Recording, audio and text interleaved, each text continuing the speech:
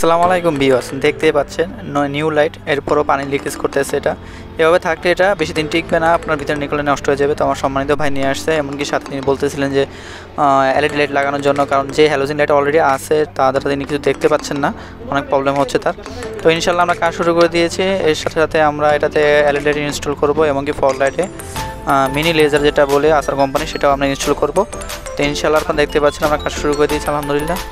আসলে পানি যখন লিকেজ করে আমরা কি করি, এটাকে অবহেলা করে এভাবে রেখে দিই, যে কারণে এটা পানিটা জমে থেকে ভিতরে নিকেলটা নষ্ট হয়ে যায়, লাইটের সৌন্দর্যটা চলে যায়, এমনকি আলোতেও এফেক্ট পড়ে। কারণ নিকেলে চলে গেলে আপনার আলোতে সেমন আপনি পাবেন না এবং লাইটের সৌন্দর্যও থাকে না। তো যত দ্রুত সম্ভব এটা লিকেজটা অফ করতে হবে এবং কি পানির ঢোকাটা বন্ধ করতে হবে।